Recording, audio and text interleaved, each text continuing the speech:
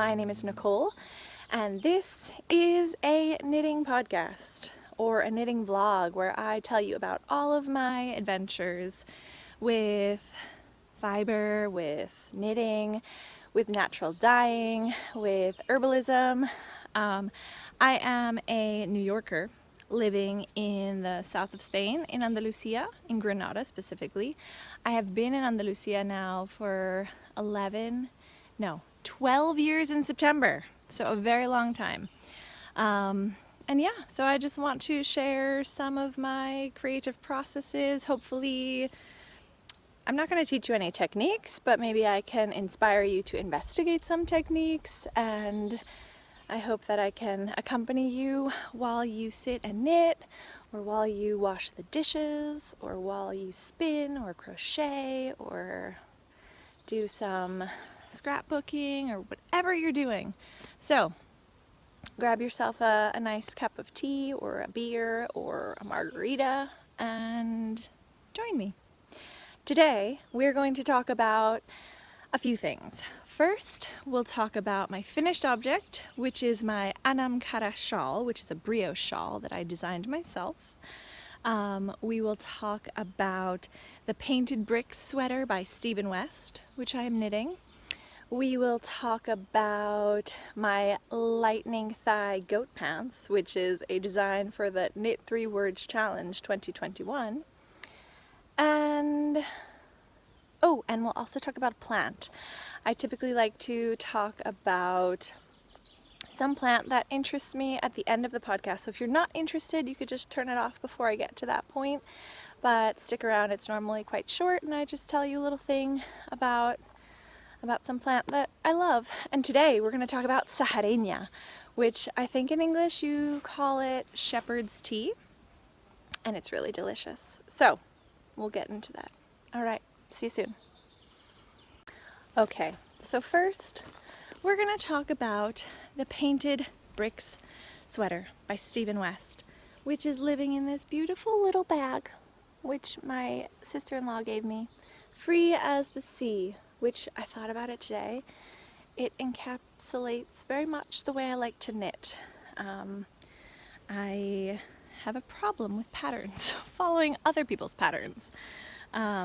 So let me show you my progress so far. It is full of dog hair. Full of dog hair. I have my Oso here with me. He's hot. It's hot now. We are in June and it is, I don't know, like 35 degrees in Celsius. In Fahrenheit, I don't know what that is. So, yeah, it's full of dog hair, but that's okay. Here we have the Painted Bricks sweater yoke. No?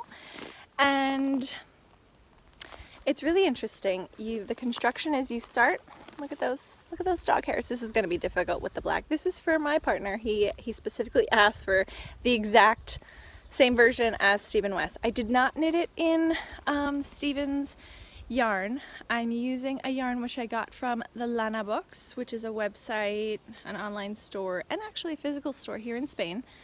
And it's a German company. It is DK yarn. And I will leave that information here so that you can see the name of the skein. I don't remember the name of it. Terrible podcaster. But the colors are really cool. There's only one more color in the rotation, and then I'll go back to this. One more color. It's like a forest green. So forest green and then back to the white. I copied Stephen in his model, but it's a little bit different. It's not exactly the same tones, but I think it's pretty close. So you start with this collar, which is full of dog hair, but this is a twisted rib, which I love. Twisted rib. I had never done twisted rib before, and it's so neat. It looks so nice and tight, because normally my ribbing is kind of floopy. So you fold it over and then you do the short rows. I did this originally and the collar was really, really tight, and so I picked up the stitches, knitted together, and then I did the short rows, and then I realized that the short rows were at the beginning of the round. So they were in the, well, they were in the back, but the beginning of the round was in the front. And I did not like the beginning of round in the front because you could see like the join. You know, normally when you make a sweater, you put the beginning of the round in the back. But the way Stephen wrote the pattern, I guess it was easier than like to start going around. I don't know why he did that. I really don't understand. Because then he turns it and then you put the beginning of the round in the back. The beginning of the round in the back. But he had the beginning of the round here. And that was not okay because you could see, normally I'm not so picky about like how nice it looks, but to have that join right here, like that's where your eye goes, you know, I did not like that. And plus it was way too tight and my boyfriend likes it not choking him. Oh, so he wants to be walking. So I took it all out, started again, made it bigger. I just used bigger needles, which is now causing me a little bit of a problem. So I used bigger needles, I did it again, I put the short rows in the back. Stephen, and then the beginning of the round also in the back with the short rows, you know, have that coincide. Stephen has a really interesting way of doing short rows in garter, and he has a video available on YouTube, which I can link below, but it's linked in the pattern if you decide to knit this.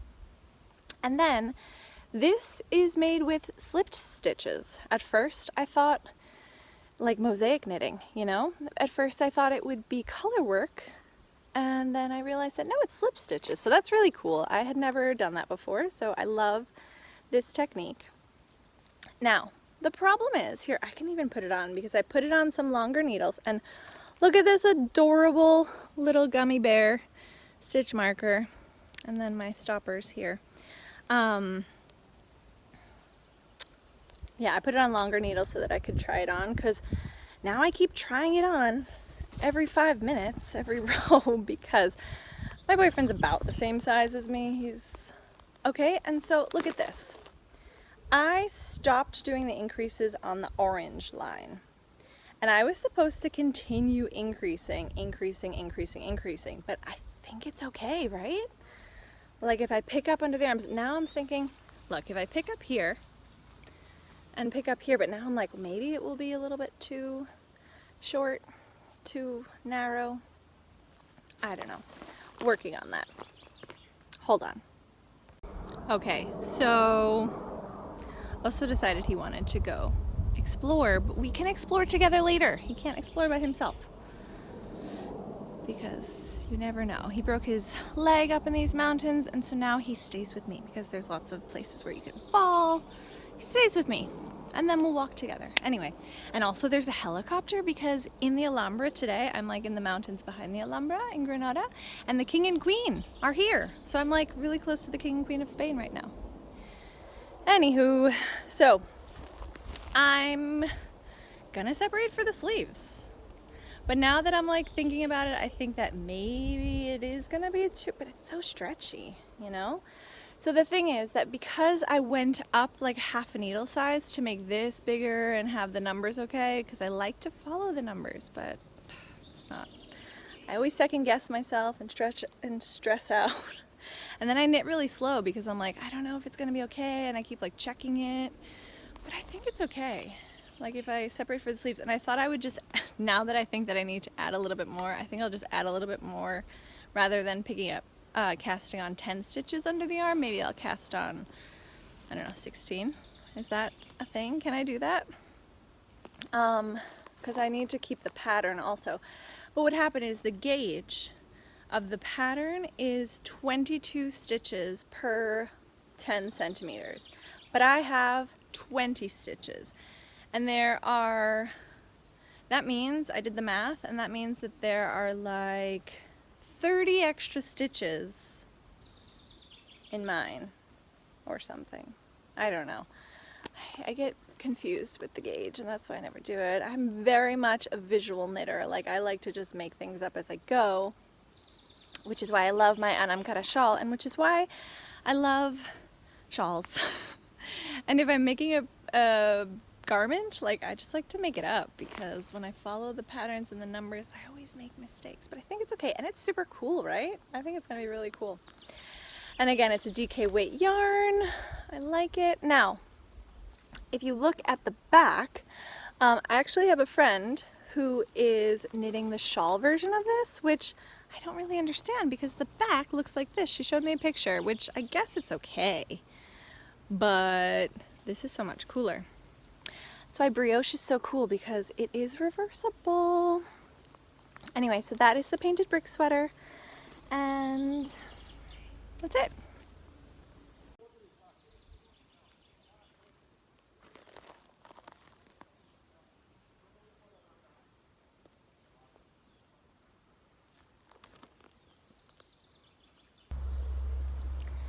Hello, so here I am from inside this Vitex, which is in my creation video of Anam, Cara, the same tree that I was standing with back in February, but now it is June, and as you can see, it has some beautiful leaves, and maybe I can show you one. So this is Vitex, and it smells amazing, like nothing else that I know. And soon it will be flowering, and then the seeds in the fall, but it's a beautiful plant, and I have used it to naturally dye a beautiful yellow color. But that's not what we're here about today. Today we're here to talk about Anam, Cara, which is finally finished, the second version of this shawl, and ooh, it's breezy. And I'm so happy with the way it came out. I think it's really beautiful. This was knit with Tintika yarn in the green, and then in the gray part is a yak from ENG. And as you can see here, I've decided to add a different color because you can play around with different colors in brioche, because as you can see on this side, you can barely even tell that there's a different background color. So actually, I was running out of yarn when I got to the end, so I decided to add a blue color here, which I bet you can barely even tell that it's different. And this is actually thicker yarn. This is sport weight yarn, and the rest of this is like a really light fingering. And it's a darker color, but it's okay because on this side, again, you can barely tell. And the reason why I ran out of yarn is because I thought that I had like abundance of all this yarn, and maybe I do, I just can't find it. That's why we need to have an organized stash. I thought that I had so much yarn, and suddenly I was like, oh, I do not have another skein of this gray. And in the pattern, I explain that you should go weighing your yarn so that when you get to the middle of the weight of your yarn, you can start decreasing, because this shawl is knit from this end, really, really tiny, then you increase until you get to here, and then you start decreasing until the end. And so when you see yourself like kind of getting to the middle, you can start weighing your yarn, and before you get to about like half of what the yarn, your original yarn weight is, then you can start decreasing. So this pattern is now available. It is a free pattern, and there are tutorials that go along with it. So I hope that it's easy to understand, and I hope that you can knit your own Anam, Cara. And don't worry about these brioche cables. Super, super easy, super fun. You're gonna love it. So go knit your Anam, Cara. And remember, the poem is, I would love to live as a river flows, carried by the surprise of its own unfolding. Or, I would love to knit as a river flows, carried by the surprise of its own unfolding. And that is the shawl, and the inspiration for the shawl, a poem by John O'Donohue.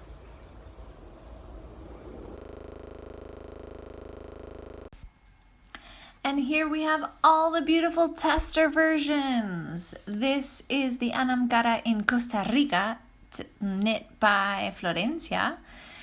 And it's wonderful because she was able to use Tintica yarns and Sol y Punto yarns, just like my version. And I thought that was really cool that we use the same yarns for our knit.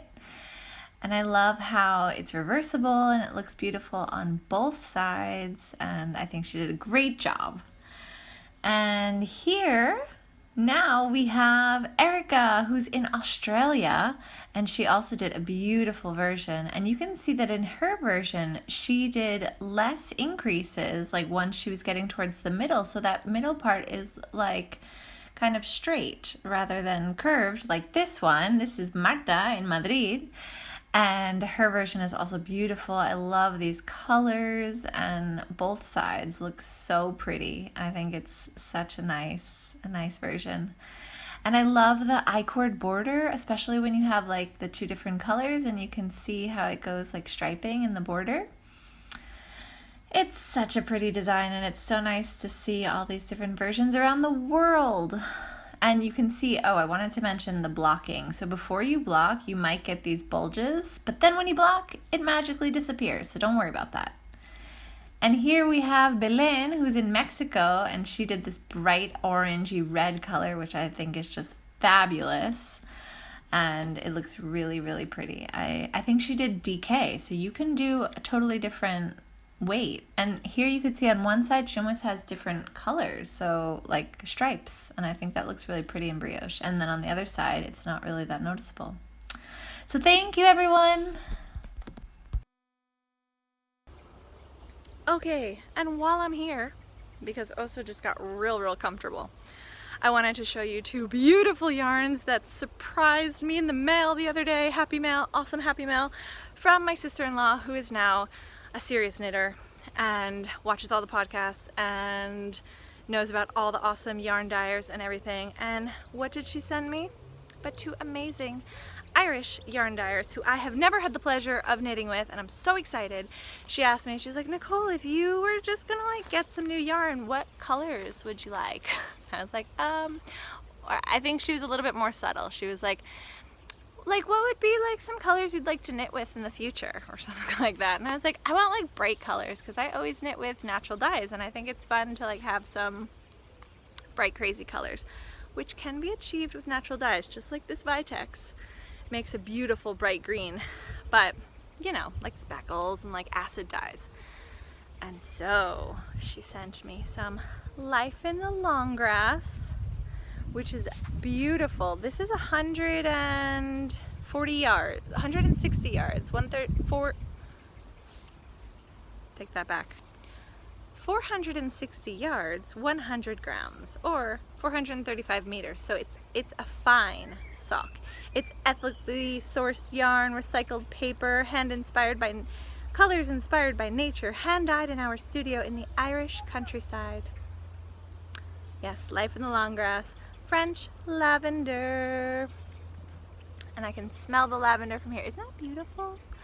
And then look at this other, that other really famous Irish dyer that we all know of. Hedgehog fibers. Oh my god, hedgehog fibers, look at that. So this hedgehog, which I never thought I would knit with a crazy neon, look at those greens, it's like amazing. Hedgehog fibers. Never thought I would knit with hedgehog fibers, but I am obsessed. So beautiful. So beautiful. And this is also in Ireland. The name of this colorway is Piggy Bank, which I love that, because for me hedgehog fibers represents like, it's kind of a long story, but Hedgehog is like an awesome brand, I love all the work that she does. And Piggy Bank, yeah, gotta save that money to buy more yarn. Isn't that cool? 100 grams, 400 meters. So this is a little bit chubbier than this, but only by a tiny bit. And I'm so excited. I was thinking this could even be an Anam Cara, you know, like the two sides of it. But I don't know, I wanted something else. I want to knit a color work short sleeve top, crop top, that I'm gonna invent myself, of course. I don't know, that's my idea right now. It's so floppy, it's so beautiful. And it also could be a cuello salteña. Imagine these two colors together in my cabled cowl.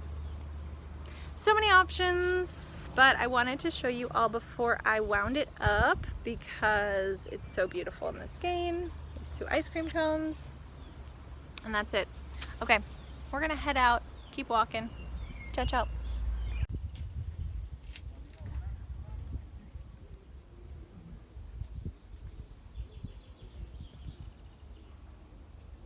Different day, different location. Oso told me that he would accept a mid-morning walk to the river, but not to the mountain. So here we are. The only problem is that we do have the sounds of the river, which is not that bad in this location. The sounds of the cars passing by on the highway, that is a little bit more annoying. But just imagine as if it were like the waves of the sea. And we've got the birds, we've got so many sound effects. But I just wanted to show you my progress on my lightning thigh goat pants so that I could keep going and you guys could see my progress as I go. So living inside of this bag, I highly recommend these shoes. Not only are they awesome, but they come with a project bag. And these are like these jellies. Meduse is the brand, it's a French brand. And they allow me to cross the river because I can get my feet wet because they're jellies. Anyway, inside here I need to start a new ball of yarn, but I have my Camaros Snefnug, which is the super fuzzy awesomeness. Alpaca, which is like blown into a tube of Pima cotton, and Merino, and it's just this light as a feather, fluffy, warm goodness with this 40-degree Celsius temperatures we've been having. Not really the best, but I'm so excited for winter because these are gonna be so warm. So here are my lightning thigh goat pants. Woo! Yeah, okay. This is my little stitch marker from Nat. I've got all the stitch markers. Oh. And here I've got another one. Oh, from my Ninja Chickens Christmas exchange. Hi. And here's one of mine. So, here we go. Look at how we're doing. We're doing so well. So we've got a whole leg going. I'm past the knee. I put a stitch marker, well, just past the knee. I put a progress keeper, this one of mine too, a progress keeper right past the knee so that I can see like where I'm going. This is my design for the Knit 3 Words Challenge, and got leaves on them. Here I have 2 holes where I'll be able to thread a ribbon to tie them at the waist. And this is like folded over and then picked up here, similar to the Stephen West pattern, except that I put 2 holes to be able to thread a strand or something, an I-cord, whatever you want. But they're so awesome, and look at this fabric. So fuzzy and so good and so light. And so I did, it's funny, in Spanish they say, in the house of the ironsmith, or like the silver worker, wooden spoon. And I'm using an earring as a stitch marker, and I make stitch markers. Crazy. But this is where the short rows go down to. I did short rows in the back part, and they come down to there. And this is where they go around to the front, so I wrap them around. It'll be in my pattern explanation. But there we go. And this, I don't remember why that's there, but I have a stitch marker there. Love them. And I have this side on hold. That was the wind. But anyway, so those are my pants. Aren't they awesome? Okay.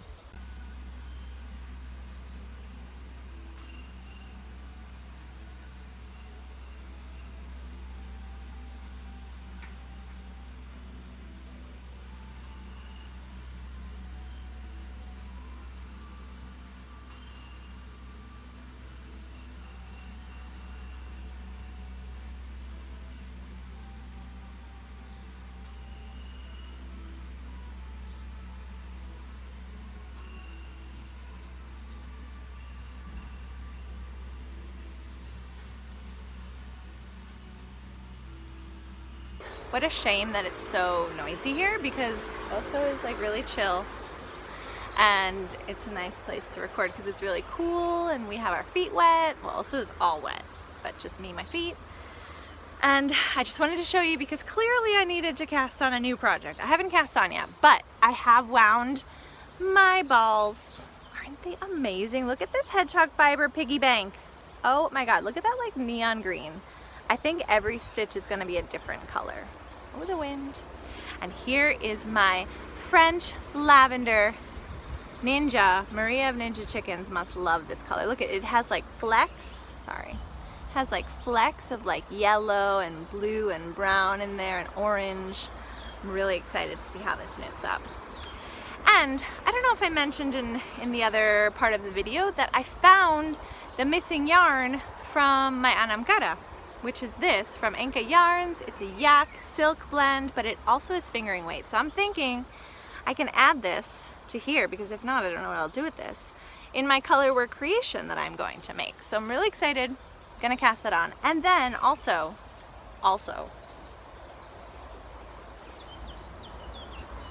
I have been thinking about this set of cotton naturally dyed mini skeins that I got for Christmas, and I've like, that's my summer project, and I've just been looking at it, thinking about it. I have an idea of like a lace top, maybe a little bit modular to avoid like having to figure out the numbers. It's gonna be great, it's gonna be great. So this is the first skein that I'm gonna cast on. Isn't it pretty? And it's like a fade. I'm gonna put in a video here so that you can see what all the skeins look like together. But I had to ball that up too because we're gonna cast on all the projects. And yeah, so keep on knitting.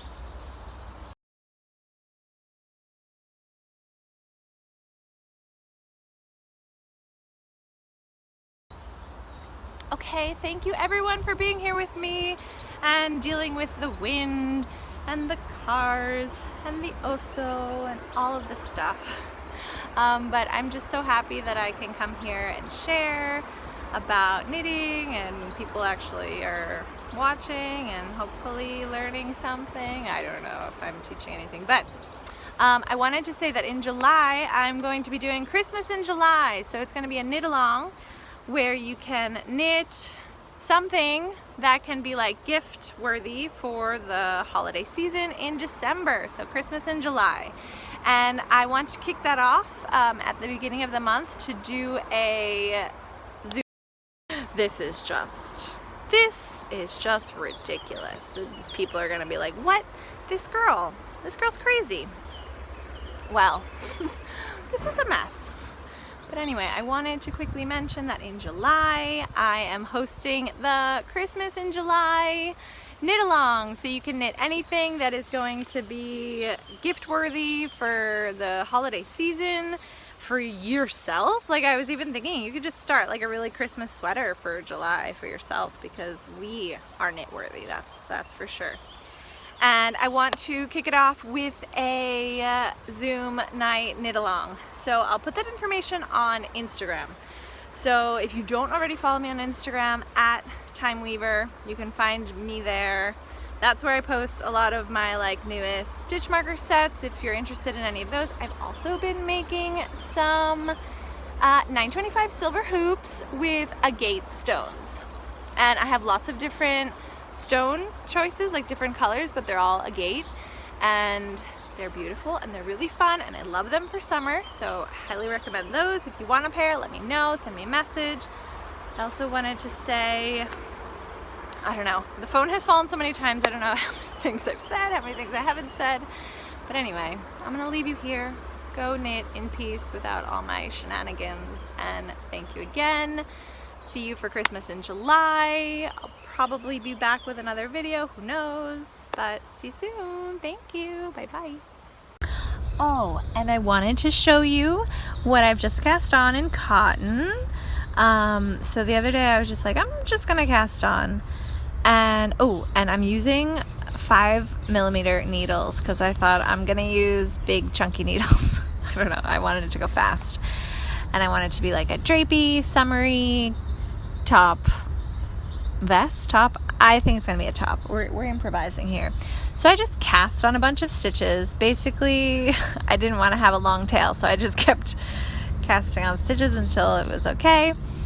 And then I started knitting back and forth in garter, and then I was like, oh, that's the lace pattern I could do. I could do the feather and fan. I've never done feather and fan. I've always wanted to do it. So I found a Very Pink Knit video, and not only did she say that it's better with chunkier needles than your yarn, which I've got, but she said it needs to be in multiples of 18. And could you imagine that I cast on 90 stitches, well, 92 with my 2 border edges, and it's perfect? It's so perfect. So I was able to do the feather and fan pattern, and I'm really enjoying it. It's super easy to remember. I didn't like the fact that it's like 6, 6, and 6, which is silly, but I'm just gonna think of it as, I don't know. 6 is my favorite number. I honestly thought about making it 8, 8, 8, just to not have 6, 6, 6 in my knitting, but it's fine. It's beautiful, and it's working. It's going so well. So this is my invention. I'm calling it Al Sol y Yodo, which is kind of like an inside joke, but it basically means let's go to the beach, basically. And that's it. More things. Oh, and I wanted to say, for any of you who speak Spanish, the latest episode of TTT, number 3, is available on my dear friend Lanatica's YouTube page. We are rotating between my page and her page to upload our chats about natural dyeing and knitting and just answering questions that people send us. And I think it's really wonderful. So far, our episodes are only in English. They're only in Spanish, but I hope that maybe after like the 5th episode, we'll start doing some in English, because I think that it would be interesting for all you who are here and only speak English. So if you're interested in that, let me know down below, and then I can pressure Aida to do the episodes in English. She speaks perfect English. I don't know why she doesn't want to do it in English, but I also enjoy speaking with her in Spanish. So if you speak Spanish, you could go to her channel and check that out. And if not, stay tuned for some episodes in English. I'm mentioning this because the socks that I finished this month, I did not even mention in this episode of Sol y Punto, because we had talked so much in depth about sock knitting and our needle preferences and our knitting preferences for socks and our finished objects in our last episode of TTT. So head over there and you can check that out. All right, so now on to the plant segment. It is the Greek mountain tea, or shepherd's tea, or ironwort, or Zahareña. Okay, today I am sitting in front of Federico Garcia Lorca's house here in Granada, in the park, and yes, I wanted to talk to you about Zahareña in Spanish, or Sideritis. There are many different Sideritis angustifolia, Sideritis incana. There's a whole bunch of them. But it's also known as ironwort, or mountain tea, or shepherd's tea, or Greek shepherd's tea, and it's a beautiful plant. It's funny because I found out about this plant reading a novel that takes place here in Granada about like a family. It's one of those novels that like go across the span of like 100 years, you know, like a couple of generations in a family, and there's one scene where the father is like suffering from these like ulcer pains, and so the mother sends for the shepherd to go up to the mountain and bring down some Zahareña, and that cures him. And so obviously as an herbalist, I was like, oh, what is this plant? So I went to the shop and I found some and brought it to my book club meeting, and they're all like, Nicole, we know that plant. Of course, that's like really popular here. It's like a digestive plant, like it's good for your stomach. So It's called Sideritis, which apparently comes from Greek because it means like of or has iron. And I guess that's why they call it ironwort too. Basically, they speculate for two reasons. One, because it's a plant that they gave this name to plants that were capable of healing wounds caused by iron weapons. Or also, or the shape of the sepal, which the tip kind of looks like a spear. So they think maybe that's why they call it Sideritis. But it is a fantastic plant. It has like such a special scent, like such an intense smell to it. It's in the Lamiaceae family, which is the same as thyme and lavender and salvia. So it has that like strong, pungent aroma. And the Arabic word Zahareña comes from like rocks or like rocky areas because it grows like in like full sun on the side of a rocky mountain. Here in Spain it grows, and in Greece, and the Balkans, and also it says Asia and Macronesia. I don't know, but I didn't see any growing in the States. I wonder if there's something similar there. But this Greek mountain tea is what you can find it as also. Apparently there's like 20 different varieties, and it's full of flavonoids and antioxidants. It's even been shown to prevent Alzheimer's or forestall osteoporosis. Like I said, it grows in barren, rocky mountain slopes, and it's considered an herbal tonic. I mean, I drink it a lot, and I think that that's okay because it's an herb that makes beneficial health adjustments to multiple bodily systems. And it just kind of gives your organism a little tune-up. So it's good for the respiratory system, the digestive system, the musculoskeletal system, nervous system, immune system. It's full of flavonoids and antioxidants. Actually, it's interesting because it says that green tea, like wild green tea, has higher flavonoid and antioxidant contents than Sideritis. The antioxidant activity of Sideritis, I don't know how to pronounce the botanical name. So although green tea has more, the antioxidant activity is actually a higher level of bioavailability in Sideritis, in Zahareña, I like to say, or let's say Greek mountain tea. So that's cool because antioxidants are good for you.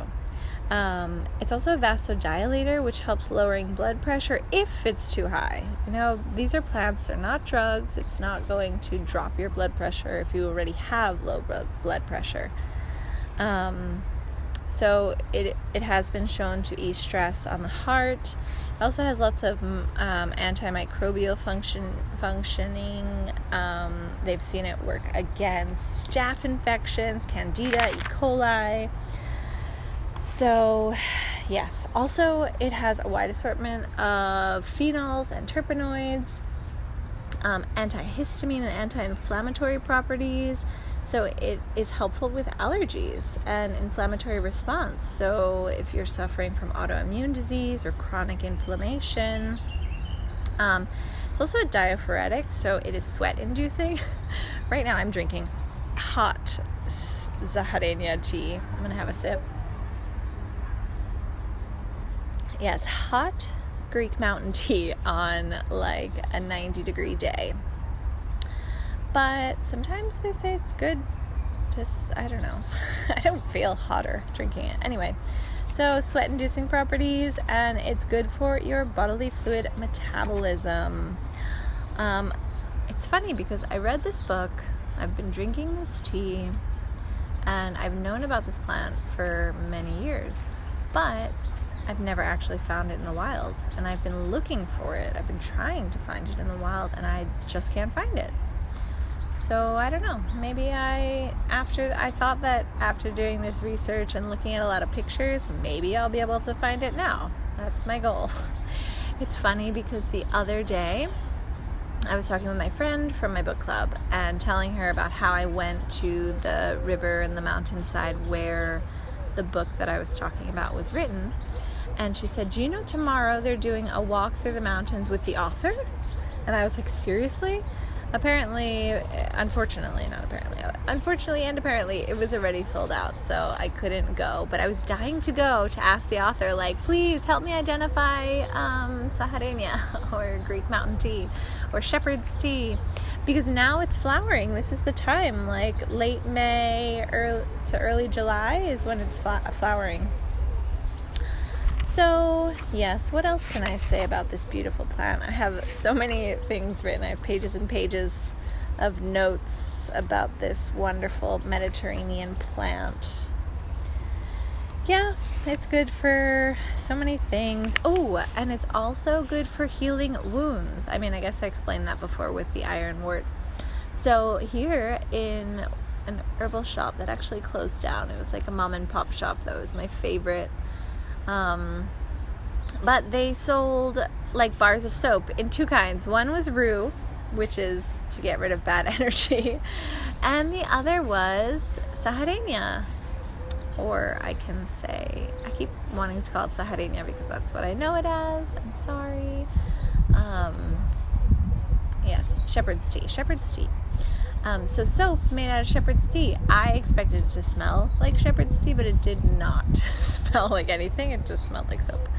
But the woman at the shop said that it was for like healing wounds, like if you have any wounds or and it's good for eczema or burns. If you make the infusion of it, you can like wash your eyes if you have conjunctivitis. Also, I read that it was mosquito repellent, which is nice, antiseptic, antibacterial, very digestive. It actually says it causes you to have appetite, which I don't need any more appetite because I love eating. Anyway, it's good against flus and colds and pharyngitis and laryngitis and bronchitis. Yes, so many things. I highly recommend finding yourself some Zahareña, ironwort, shepherd's tea, Greek mountain tea, whatever it's called by you, and just make some. I like it cold or hot. It's delicious and amazing. So enjoy. Okay. Ciao.